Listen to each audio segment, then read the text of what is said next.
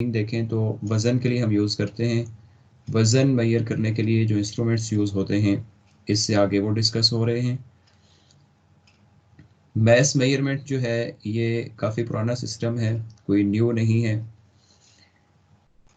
Very ancient time से different method use होते रहे हैं different part of the world, लेकिन कोई एक स्टैंडर्ड नहीं था।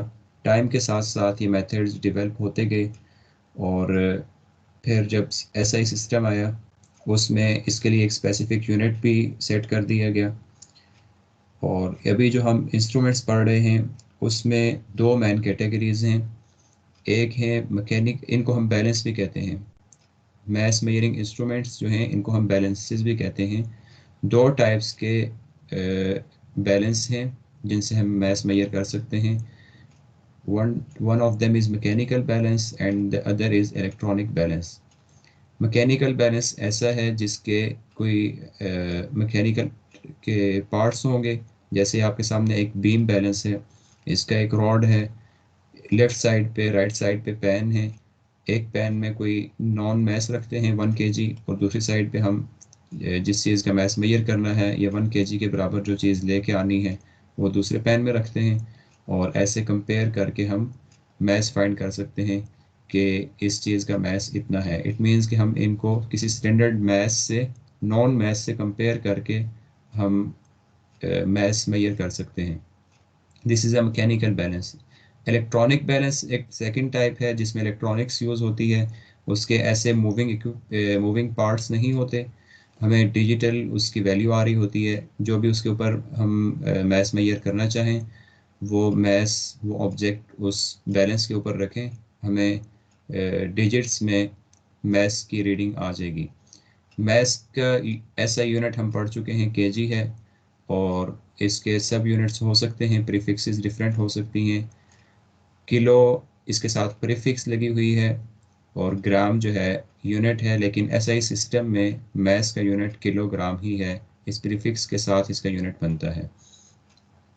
और भी यूनिट्स हैं मैस मेजरमेंट के, किलोग्राम में ही अगर बिग यूनिट्स देखें तो टन्स भी इसी में आता है, और अगर दूसरा सिस्टम देखें ब्रिटिश सिस्टम तो पाउंड्स यूनिट भी मैस के लिए यूज़ होता है। लेकिन SI सिस्टम में मैस मेजरमेंट के लिए जो यूनिट यूज़ हो रहा है वो किलोग्राम है। दो मेन टाइप्स पता होनी चाहिए आपको कि बैलेंसेस की दो मेन टाइप्स कौन सी हैं, mechanical balance and electronic balance, underline कर लें। मैकेनिकल बैलेंस में एक कैटेगरी आज हम पढ़ेंगे, that is physical balance.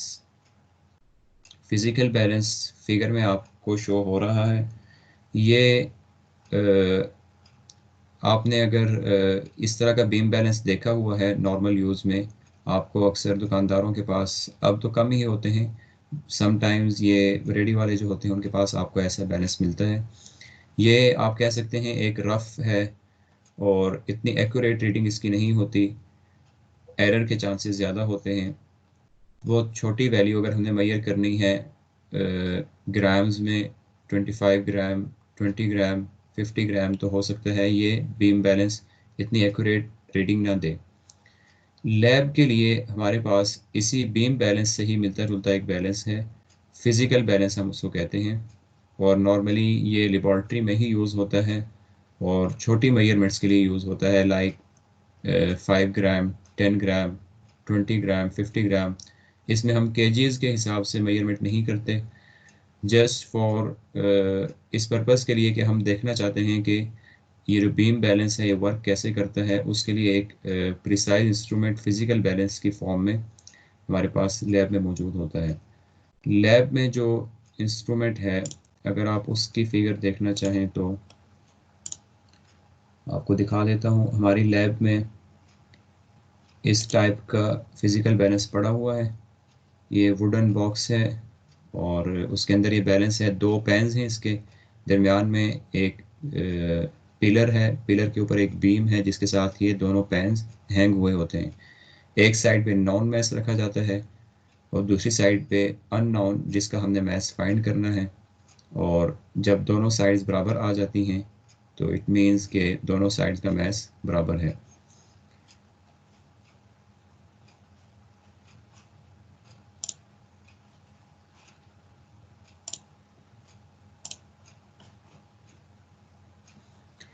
A physical balance is used in the laboratory to measure the mass of various objects by comparison.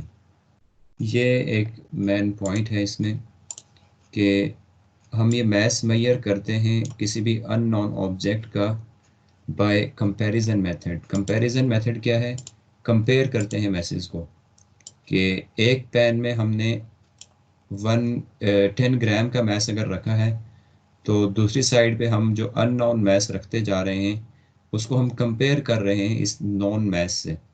तो हमारे जो बीम बैलेंस हैं या फिज़िकल बैलेंस हैं या ऐसे बैलेंस जिसमें हम एक साइड पे नॉन मैस रखते हैं और दूसरी साइड पे अननोन होता है, उन दोनों को हम कंपेयर कर रहे होते हैं, तो these balance work on comparison method. It consist of a beam resting at the centre of a fulcrum. ये एक बीम है जिसके जो एक पिलर के ऊपर हमने रखा हुआ है और इसके डिफरेंट कंपोनेंट्स हैं। एक प्लम्ब लाइन है जो हम इसके बैलेंस सेट करने के लिए इसको एक लेवल में एडजस्ट करने के लिए यूज़ करते हैं। उसके बाद इसकी ये नीडल है सेंटर में जो हमारे राइट और लेफ़्ट पेन की मूवमेंट के साथ ये नीडल राइट या लेफ़्ट मूव करेगी और जिस टाइम पे दोनों पेन्स बराबर होंगे, दोनों का मैस बराबर हो जाएगा, उस टाइम पे ये नीडल ज़ीरो पोजीशन पे आ जाएगी। और जिस साइड का मैस कम होगा, अगर एक साइड पे मैस ज़्यादा है दूसरी साइड पे कम है, तो कम मैस वाली साइड पे ये नीडल आई हुई होगी। जस्ट लाइक अगर राइट पैन पे मैस ज़्यादा है 10 ग्राम है और लेफ़्ट साइड पे 5 ग्राम है, तो 10 ग्राम की साइड नीचे होगी, 5 ग्राम की साइड ऊपर होगी और ये नीडल हमारी लेफ़्ट साइड पे होगी जो शो कर रही होगी कि लेफ़्ट साइड पे लेफ़्ट पैन में मैस कम है। नॉब है, ये एक स्क्रू है, नट भी कह सकते हैं, जो हम अपने इसकी बेस को एक लेवल के ऊपर बैलेंस करने के लिए यूज़ करते हैं कि अगर हमारे पास सरफेस स्मूथ नहीं है या अगर सरफेस स्मूथ है भी किसी एंगल के ऊपर है, स्लाइड सा एंगल आ रहा है, हमारा ये जो भी फिज़िकल बैलेंस है ये प्रॉपर एक लेवल पे नहीं पड़ा हुआ, तो हम ये अरेस्टमेंट नॉब और लेवलिंग स्क्रूज़ को यूज़ करते हुए इस अपने बेस का बैलेंस जो है वो सेट कर सकते हैं। फिज़िकल बैलेंस जो है ये एक किस्म की काफ़ी नाजुक चीज़ आप कह सकते हैं कि हमें पहले इसका अपना बैलेंस सेट करना है, इसको ख़ुद एक लेवल पे सेट करना पड़ता है, उसके बाद हम इससे एक्यूरेट रीडिंग ले सकते हैं। तो ये जो बीम बैलेंस था इसमें ऐसा कुछ नहीं होता, यही रीज़न है कि इससे हमारी रीडिंग भी इतनी एक्यूरेट नहीं आती। जब हम फिज़िकल बैलेंस लैब में यूज़ करेंगे, लैब में हमें ज़्यादा एक्यूरेट रीडिंग चाहिए होती है, तो उस अच्छी रीडिंग लेने के लिए हमें सबसे पहले अपने इस फिज़िकल बैलेंस को एडजस्ट करना होता है। और एडजस्टमेंट का तरीका ये होता है, ये नॉब्स हैं, इनको रोटेट करा के, टाइट या लूज़ करा के, और साथ में यहाँ पे ये प्लम लाइन हैंग हो रही होती है। प्लम लाइन अगर आप सिंपल वर्ड में समझना चाहें तो अक्सर आपने मिस्त्री मज़दूरों के पास देखा होगा, जब वो दीवार बना रहे होते हैं तो एक मैस सा हैंग करते हैं, धागे के साथ बांधा होता है, उसको लटकाते हैं नीचे अपने दीवार का लेवल चेक करने के लिए कि वो सीधी बन रही है या नहीं। That is plum line. तो यही प्लम लाइन इधर इसके साथ ऑलरेडी अटैच होती है जो हमें बता सकती है कि हमारा पूरा फिज़िकल बैलेंस स्ट्रेट पोजीशन पे वर्टिकली स्ट्रेट पड़ा है या नहीं। तो जब तक ये प्लम लाइन से हम उसकी वर्टिकल पोजीशन स्ट्रेट नहीं कर लेते अरेस्टमेंट नॉब और लेवलिंग स्क्रूज को यूज़ करते हुए, उस वक्त तक हम फिज़िकल बैलेंस यूज़ नहीं करते। राइट और लेफ़्ट पेन हैं, दोनों एक ही जैसे लगते हैं, लेकिन फॉर लेबॉरेटरी पर्पस हमने फिक्स किया हुआ है कि unknown mass is placed on the left pan. Unknown mass हम अननोन मैस हमेशा लेफ़्ट पैन में रखेंगे, यानी कि जिसका हमने मैस मेजर करना है। और नॉन मैस यानी कि हमारे पास जो पॉट्स हैं, जो फिक्स मैस के जो हमारे पास मैसेज हैं, वो हम राइट पैन में रखेंगे, 5 ग्राम 10 ग्राम 20 ग्राम एनीथिंग। और जिस चीज़ का मैस हमने फाइंड करना है वो अननोन है, उसको हम लेफ़्ट पैन में रखेंगे। This is fix for laboratory purpose. Suitable standard message हम राइट साइड पे रखेंगे, अननोन लेफ़्ट साइड पे रखेंगे। और अगर एक ही फिक्स ऑब्जेक्ट है उसका हम मैस मेजर करना चाहते हैं, लेफ्ट साइड पे मैस रख दिया, राइट साइड पे हम नॉन मैसेज रखते जाएंगे, उस वक्त तक रखेंगे जब तक हमारी ये नीडल ज़ीरो पोजीशन पे नहीं आ जाती। जिस टाइम पे ये नीडल ज़ीरो पोजीशन पे आ गई उसका मतलब ये है कि अब दोनों साइड का मैस बराबर हो गया है। हम इन दोनों को कंपेयर कर सकते हैं और जो भी वैल्यू उस टाइम पे यहाँ पे हमने स्टैंडर्ड मैसेज रखे होंगे उनको ऐड कर लेंगे, उससे हमें पता चलेगा लेफ्ट साइड पे मैस कितना है। एग्जाम्पल 1.3 में एक्चुअली वर्किंग ही बताई हुई है कि हमने फिजिकल बैलेंस को यूज़ कैसे करना है। Find the mass of a small stone by physical balance. एक स्मॉल स्टोन का मैस हमने फिजिकल बैलेंस से मेजर करना है।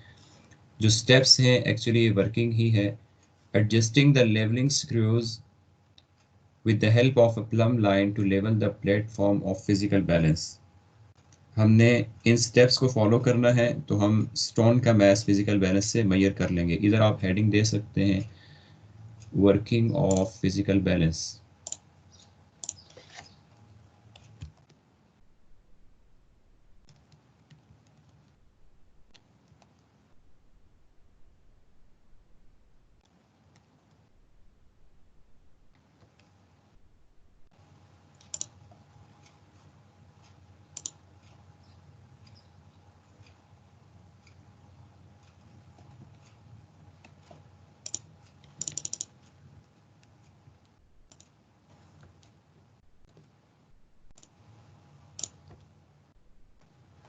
वैसे तो लॉन्ग क्वेश्चन इसका बनता नहीं है क्योंकि ये इंस्ट्रूमेंट से रिलेटेड है, लेकिन इससे पहले एक दफ़ा आ चुका है 2019 में short question physical balance explain करें, what is a physical balance explain.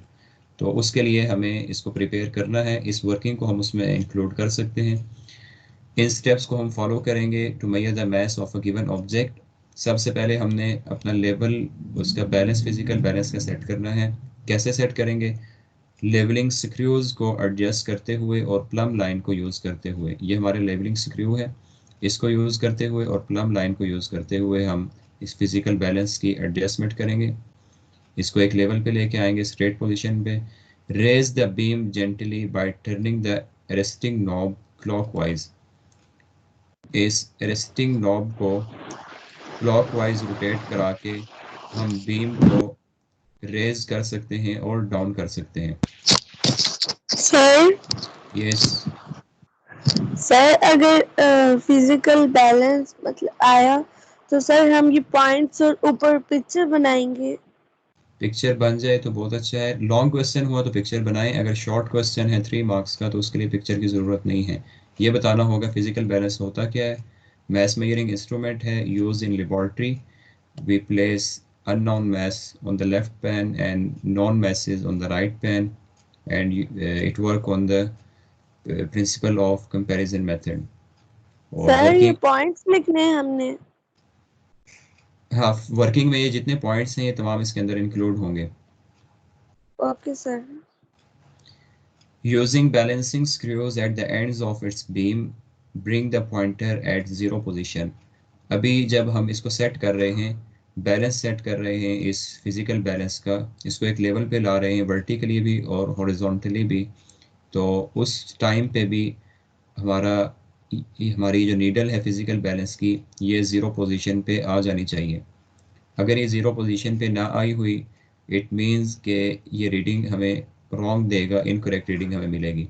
तो balancing screws, levelling screws, adjustment knob use करते हुए first of all we set the level and balance of this physical balance itself.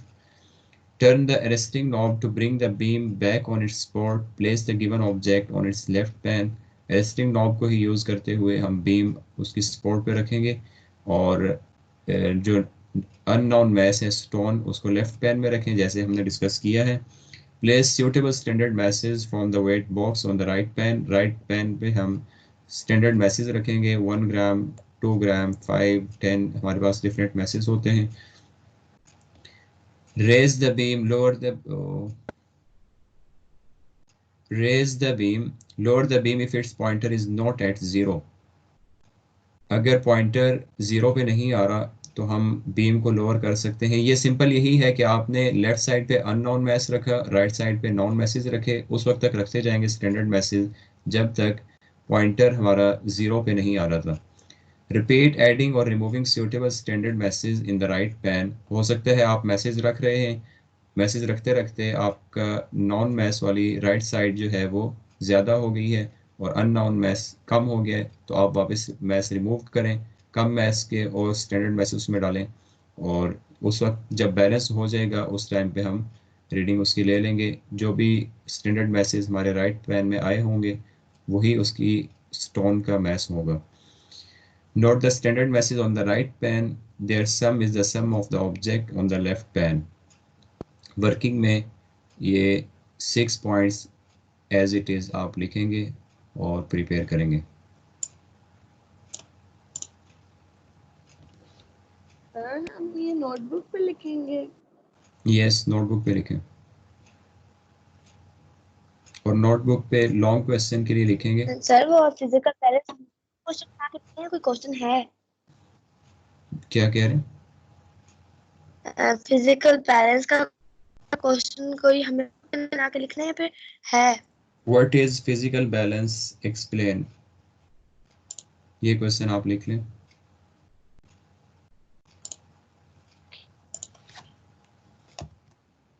Sir एक minute, first page खोलें। Sweet.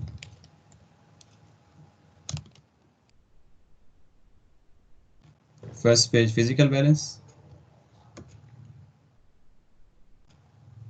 No sir, जहाँ से आपने reading शुरू करवाई थी सर। वर्किंग की रीडिंग जी सर। ये है।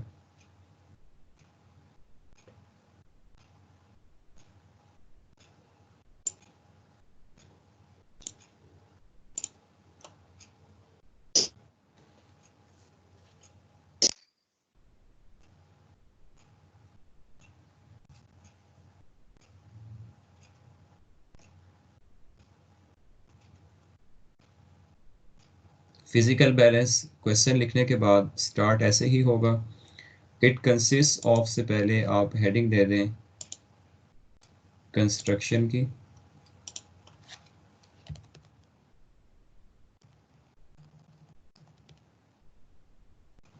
उसमें डिफरेंट पार्ट्स आ रहे हैं। हर सेंटेंस को आप एक पॉइंट में लिख सकते हैं। It consist of a beam resting at the centre on a fulcrum. The beam carries scale pans over the hooks on either side. Unknown mass is placed on the left pan. ये तमाम आप construction में लिख लें, और sir ये points में लिखेंगे ये इस पॉइंट्स में लिखेंगे। तो 3 पॉइंट्स बने, जी, तो 3 पॉइंट्स बन गए। 3 पॉइंट्स नहीं हैं, ये कंस्ट्रक्शन में क्या पैराग्राफ के लिखना है? एंड तक आएंगे। कंस्ट्रक्शन में यहाँ से इट कंसिस्ट ऑफ से लेके तमाम सेंटेंसेस को पॉइंट वाइज लिखेंगे पैराग्राफ के एंड तक। और नेक्स्ट हेडिंग होगी वर्किंग ऑफ फिजिकल बैलेंस, और वर्किंग ऑफ फिजिकल बैलेंस में ऑलरेडी पॉइंट्स बने हुए हैं, आप टॉपिक के एंड तक ले आएंगे। सर डायग्राम किसके बाद बनाए? कंस्ट्रक्शन के बाद बना लें। और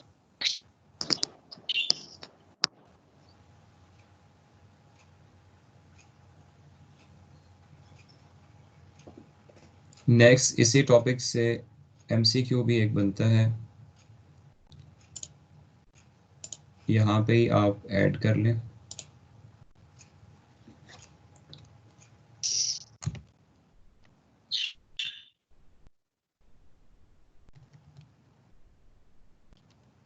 physical balance measures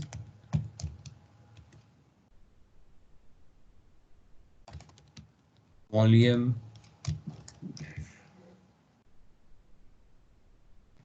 weight, mass, density. The correct option is mass. अभी आपने मास और वेट में डिफरेंस नहीं पढ़ा, आप यूनिट 3 में डिफरेंस पढ़ लेंगे, उस टाइम पे आपको क्लियर हो जाएगा कि मैं साइंस के टर्म में मास और वेट डिफरेंट चीज़ें हैं।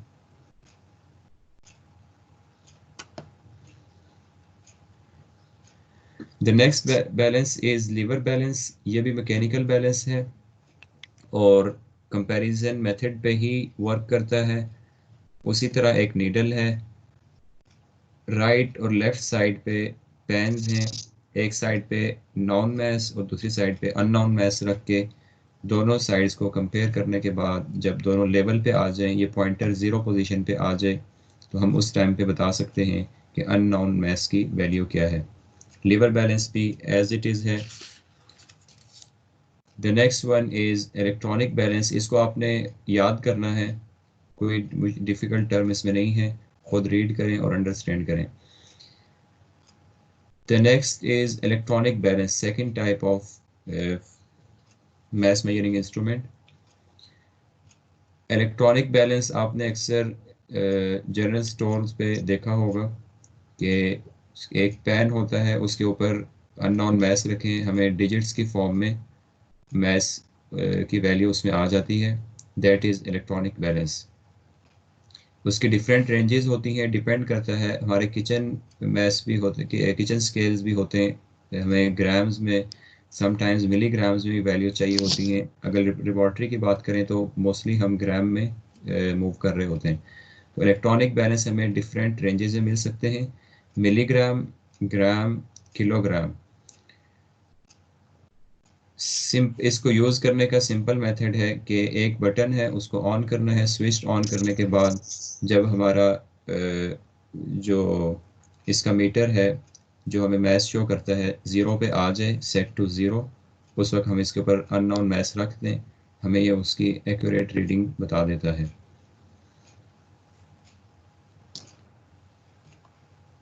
आगे कंपेयर किया हुआ है तीन बैलेंसेस को हमने, एक डिस्कस किया है फिजिकल बैलेंस, लीवर बैलेंस और इलेक्ट्रॉनिक बैलेंस। इन तीनों बैलेंस को आगे कंपेयर किया है कि इनमें से मोस्ट एक्यूरेट कौन सा है। एक ही कॉइन है, the mass of 1 rupee coin is done using different balances as given below. 1 rupee का जो कॉइन है उसका मैथ हमने तीनों बैलेंस से मेजर किया है और तीनों ने हमें डिफरेंट रीडिंग दी है। Let the balance measure, beam balance से फर्स्ट मेजरमेंट है, let the balance measures coins mass 3.2 gram. A sensitive beam balance may be able to detect a change as small as 0.1 gram or 100 milligram। Beam balance से हम इससे ज़्यादा accurate reading नहीं ले सकते। कोई ज़्यादा सेंसिटिव बीम बैलेंस हो उससे हम 0.1 ग्राम तक की रीडिंग ले सकते हैं, और अगर सेंसिटिव नहीं है तो हो सकता है हम 0.1 ग्राम तक की भी रीडिंग ना ले सकें। वही कॉइन है, लेबॉर्ट्री में फिजिकल बैलेंस से अगर हम मेजर करें तो वो हमें 3.24 ग्राम तक रीडिंग दे सकता है। इसका मतलब ये है कि फिजिकल बैलेंस का लीस्ट काउंट बीम बैलेंस से और कम है। Least count of physical balance में B as small as 0.01 gram और 10 मिलीग्राम। ये लीस्ट काउंट्स आप इनके अंडरलाइन कर लें फॉर एमसीक्यू, और ये उनके एग्जांपल, जस्ट लाइक हमने जो टेबल बनाया था तीन मेजरिंग इंस्ट्रूमेंट्स का, लीस्ट काउंट लिखे थे और उनके एग्जांपल्स लिखी थी। फिजिकल बैलेंस का लीस्ट काउंट हो गया है 0.01 ग्राम और 10 milligram, therefore its measurement would be more precise than a sensitive beam balance. एक सेंसिटिव बीम बैलेंस से भी ज़्यादा प्रिसाइज रीडिंग हमें फिजिकल बैलेंस से मिल सकती है। The next one is electronic balance, इसका लीस्ट काउंट हमारे फिजिकल बैलेंस से भी कम है। Let the balance measures coins mass 3.247 gram, it means कि इसका लीस्ट काउंट है 0.001 ग्राम। डेसिमल के बाद तभी हमारे पास ये तीन डिजिट्स आ रहे हैं, क्योंकि इसके लीस्ट काउंट में तीन डिजिट्स आ रहे हैं। नीचे आपको लीस्ट काउंट दिया हुआ है और आप कह सकते हैं कि इसका लीस्ट काउंट 1 मिलीग्राम है। 1 मिलीग्राम तक की भी डिटेक्शन ये कर सकता है। Therefore, its measurement would be more precise than a sensitive physical balance. Thus, electronic balance is the most sensitive balance. Length measuring instruments में हमने पढ़ा है screw gauge is the most accurate balance, most accurate measuring instrument, और balances में हम पढ़ रहे हैं electronic balance is the most sensitive balance in the above balances, जितने एक हमने बैलेंसेस डिस्कस किए हैं. Any question from these mass measuring instruments?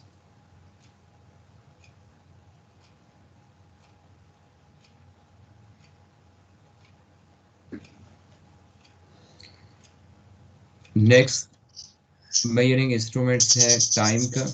Time major करने के लिए हम स्टॉप वॉच यूज़ करते हैं. टाइम मेजरिंग इंस्ट्रूमेंट्स हैं. One of them is stop watch. It is use to measure the time interval of an event. किसी भी event का टाइम इंटरवल यानी कि स्टार्ट से लेके उसके एंडिंग तक हम उसका इंटरवल फाइंड करना चाहें तो हम स्टॉप वॉच यूज़ करते हैं. फिजिकल बैलेंस की तरह भी इस मैथ मेजरिंग इंस्ट्रूमेंट्स की तरह भी स्टॉप वॉच दो टाइप्स की होती हैं. एक है मैकेनिकल स्टॉप वॉच और दूसरी है digital stop watches.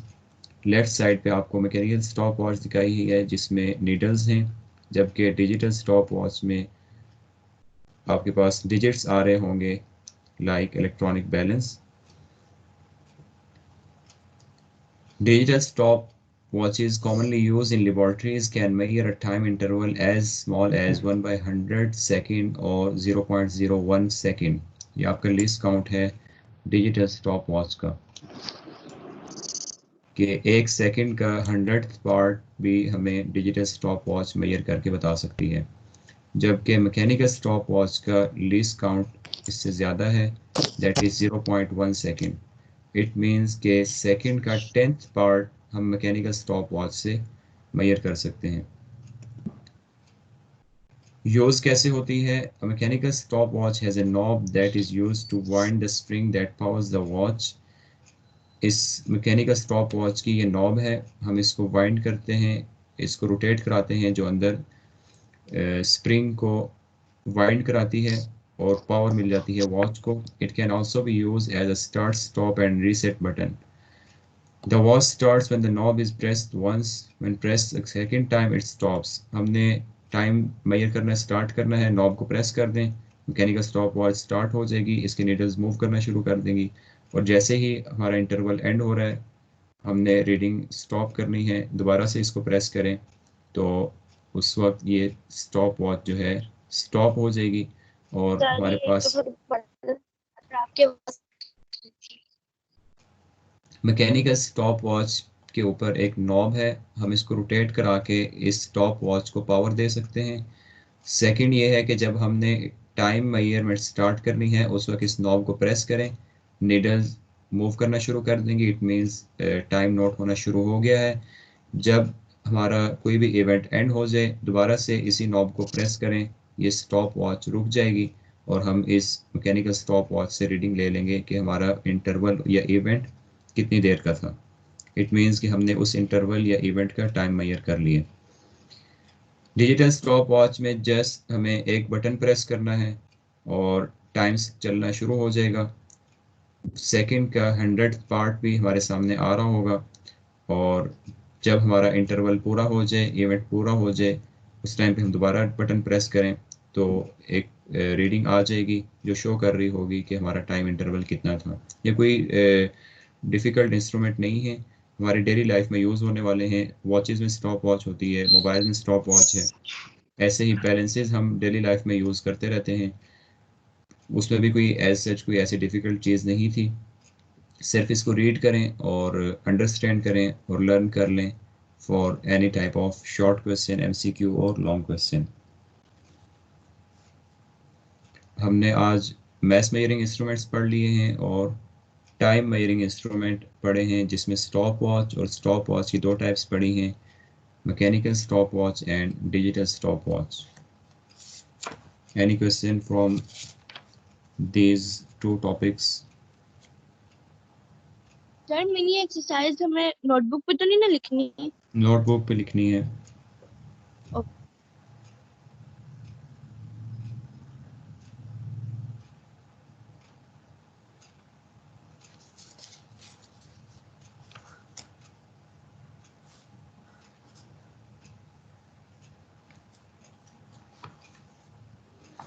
Exercise question 10. What is a stopwatch? What is the least count of a mechanical stopwatch you have used in the laboratories? Stopwatch का जहाँ से टॉपिक स्टार्ट हुआ है यहाँ से लेके मैकेनिकल stopwatch 0.1 सेकेंड इसके least count तक इसका आंसर है. A stopwatch is used to measure the time interval of an event. There are two types of stopwatches, mechanical and digital. A mechanical stopwatch can measure a time interval up to a minimum 0.1 second.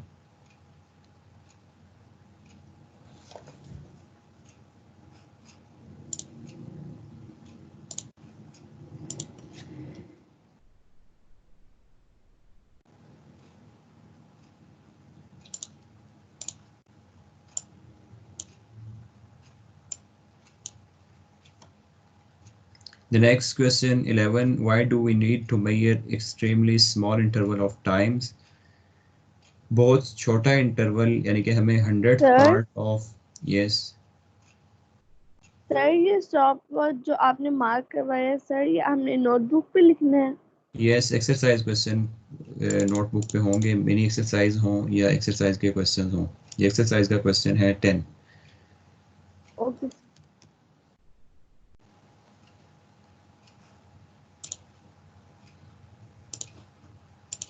Sir. yes please. कहाँ तक है?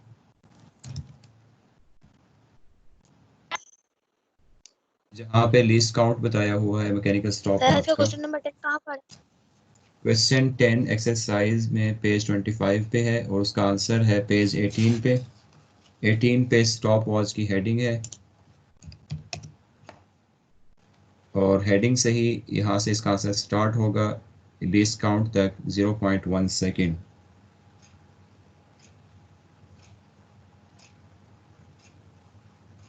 A mechanical stop, ये जो last इसका sentence है, a mechanical stopwatch can measure a time interval up to a minimum 0.1 second. इस आपने अपनी स्टेटमेंट के साथ इसको मैच करना है. क्वेश्चन ये है what is the least count of a mechanical stopwatch you have used in the laboratories. तो इसमें ये ऐड कर लें the mechanical stopwatch used in the laboratory has a least count of 0.1 second. Simple यहाँ पे आपने एक वर्ड ऐड करना है use in the laboratories. A mechanical stopwatch used in the laboratories can measure a time interval up to a minimum of 0.1 second. So its least count is 0.1 second. Sir इसी line को change करना है ना? जी जी इसी line को change करना है. A mechanical stopwatch used in laboratories can measure a time interval up to a minimum 0.1 second. So its least count is 0.1 second.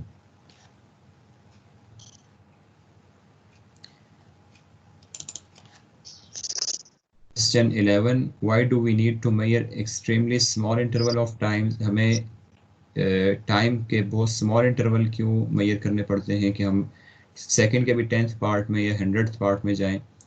हमारे पास अक्सर ऐसी रिक्वायरमेंट होती हैं कि हमें बहुत छोटा सा चेंज मेजर करना होता है और उसके लिए हमें एक्सट्रीमली स्मॉल इंटरवल मेजर करने पड़ते हैं. इसका आंसर लिखें.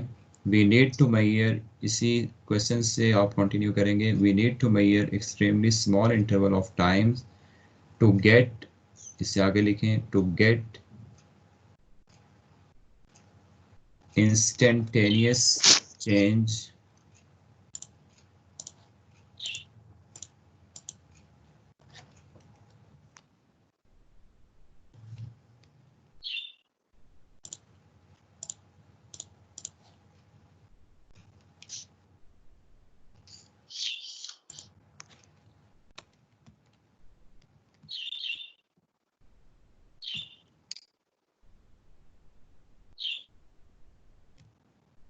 to get instantaneous change in a variable. किसी भी वेरिएबल में इंस्टेंटेनियस चेंज, बहुत ही छोटे से इंस्टेंट के लिए चेंज मेजर करने के लिए हम स्मॉल इंटरवल हमें मेजर